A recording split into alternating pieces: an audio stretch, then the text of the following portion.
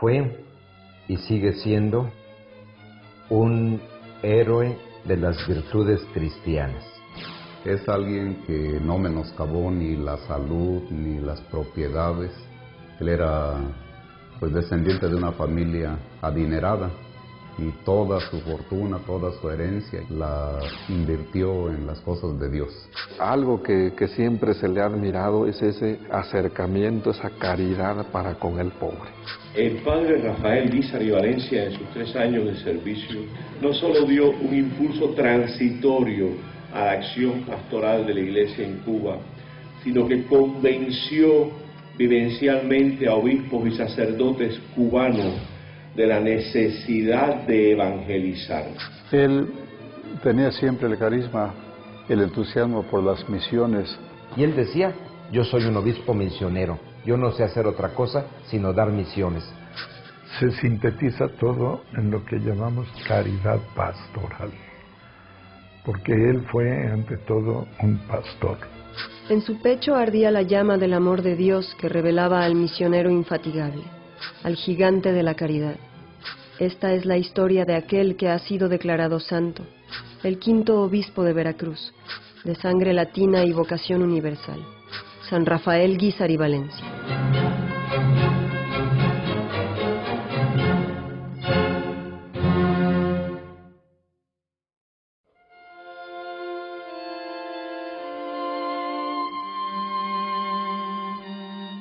Él, de origen michoacano, nació en Cotija el 26 de abril de 1878, de una familia acaudalada, que en nuestro tiempo podría ser considerada como multimillonaria. Aprendió de sus padres a vivir la fe católica recibida de los apóstoles, porque él personalmente ayudaba a su madre a atender un leprosario que habían fundado en su tierra natal, con todas las inconveniencias del tiempo, y a partir de entonces la gracia de Dios empezó a verse reflejada a través de su vida y de su obra. Así transcurrieron los primeros años de la historia de Rafa, escrita entre las mieles del amor provista por su familia, la experiencia de un mundo paradójico donde los extremos chocaban y la afabilidad de su espíritu, noble y piadoso como el de un ángel. Su corazón, cual tierra fértil michoacana, mexicana, se atestó de finos retoños longánimos que al abrirse paso en la mocedad de su vida, aludieron una insigne vocación.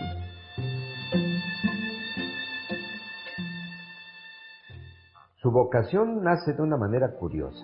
A raíz de una tormenta que lo había dejado aislado junto con su hermano Prudencio en una de las haciendas anexas que tenían, él se encuentra con el Señor en medio de la naturaleza alterada, y cuando lo mandaron a traer víveres a su casa, a Cotija, pasa al santuario de Nuestra Señora de San Juan, y ante la imagen de Santa María, de la Virgen María, él siente algo especial que él nombró o él describió como el llamado que Dios le hizo allí para entregarse a servir a los demás, pero de una manera un tanto específica dentro del sacerdocio.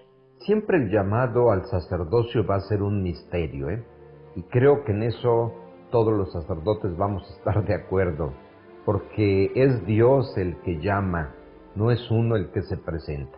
Uno siente en lo profundo que Dios te llama, y uno a veces puede resistirse, decir, Señor, mejor otro lado aquí y allá, pero te sientes atrapado por un poquito al estilo de Jeremías, que decía, me sedujiste, Señor, y me dejé seducir. En el interior del corazón de Rafael surgió la pregunta: ¿qué dificultad tengo yo para ser sacerdote? Ninguna. Soy libre para servir a Dios. Para ese entonces, su madre había fallecido ya, pero contó con el apoyo incondicional de sus hermanos y, por supuesto, con el de su padre, don Prudencio. En el año de 1896 emprendió la aventura de su vida, cuando ingresó al seminario de Zamora a la edad de 18 años. En su tiempo de estudiante en el seminario, se caracterizó por ser un alumno aplicado, por un alumno piadoso que con sus compañeros ejerció de una manera directa la ayuda, la solidaridad y la caridad. Lo que hacía era compartir lo que sus padres le mandaban, ya fuera en dinero, ya fuera en especie. Sin duda la caridad fue su aliada incondicional en todos sus afanes. De su interior emanaba un júbilo por el hecho de acudir al llamado del Señor y sincronizar su deseo de realización personal con el plan de vida que Dios le estaba proponiendo. Esta alegría la plasmó en sus actividades cotidianas como seminarista. Y precisamente con un grupo de compañeros suyos pasaba por los dormitorios cantando, y él se ufanaba porque con cantos a la Virgen María, con cantos a Jesús sacramentado, con cantos alegres también y propios de su tiempo, iba despertando por los pasillos en los dormitorios a todos para indicar que era hora de levantarse, asearse para ir a hacer oración a la capilla. Y le llamaba a ese grupo y a los cantos los gallos místicos. La vocación del entusiasta seminarista se desarrolló entre la diversión con sus compañeros, el férreo aprovechamiento en los estudios y la inocencia propia de la edad. Sin embargo, al concluir el curso de filosofía, sobrevino un percance que lo impactó fuertemente. Fueron de paseo a una presa que se llama del Orandino, todavía existe, cerca de Zamora. Se subió a una canoa con sus compañeros porque era día de descanso, era día de paseo de los seminaristas, y no faltó el maloso que empezó a balancear la canoa de un lado para otro para asustarlos de tal manera que se fueran al agua. Él inmediatamente advirtió: no la muevan porque si me voy al agua yo no sé nadar. Y uno de sus compañeros no le hizo caso. Se hundió sin poder salir. En sus propias palabras dijo: creí que pronto me rescatarían, pero como pasaba el tiempo, pensé que me moriría y sentí mucho miedo. Me encomendé con todo fervor a la Virgen María, recé el acto de contrición que me dejó el alma tranquila y perdí el conocimiento. Tardaron en encontrarlo.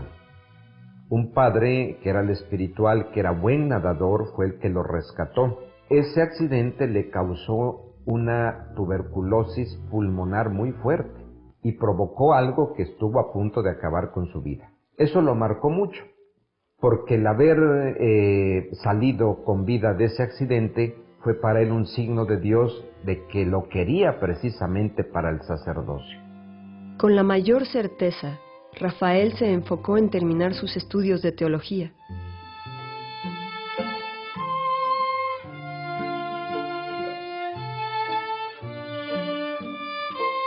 Como el polen transportado por el aire, llegó el día esperado. La iglesia de San Francisco, en Zamora, Michoacán, fue testigo del maravilloso momento cuando se ordenó sacerdote para siempre. En el año de 1901, y para él, dicho por él mismo, fue el día más grande de su vida, porque había llegado a culminar sus aspiraciones, no solo como un joven entusiasta que estudia algo para titularse, sino para consagrarse en el servicio a Dios a través de los demás.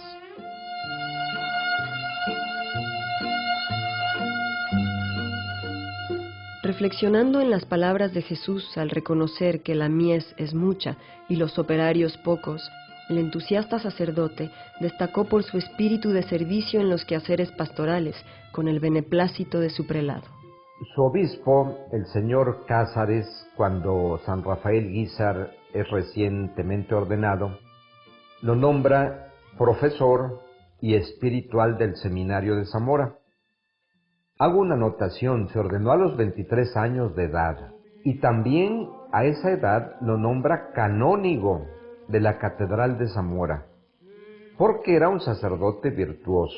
Pero el mismo obispo de Zamora, el señor Cázares, lo empieza a llevar consigo en las visitas pastorales Y ahí el joven sacerdote Rafael Guízar empieza a aprender de su obispo lo que él llamaría más tarde el arte de misionar, lo que después consagró el Concilio Vaticano II en la Apostólica Actuositatem, porque empezó a involucrar a los seminaristas y a los laicos de su tiempo, cosa que no era usual, en las misiones.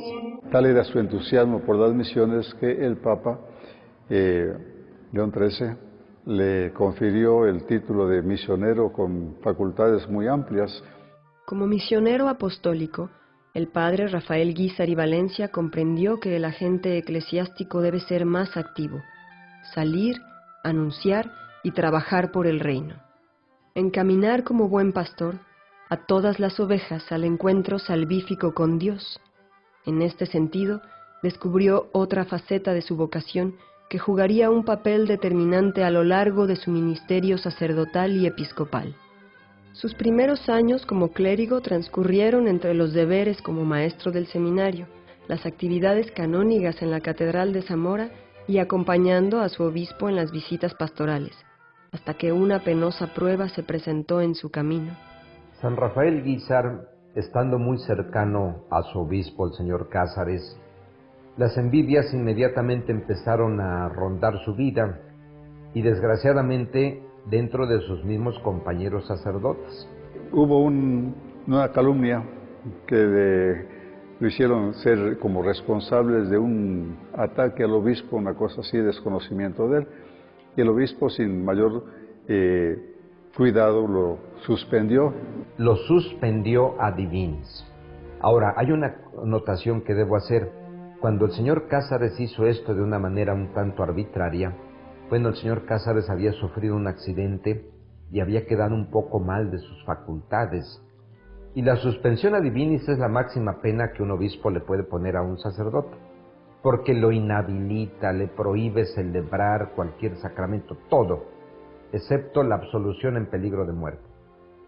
Lo saca del seminario y estuvo confinado a vivir en su casa, a asistir a misa de 7 todas las mañanas a la Catedral de Zamora para recibir la comunión como cualquier fiel, revestido con cota y estola como canónigo, y esa suspensión la aguantó, aunque él sabía que era injusta.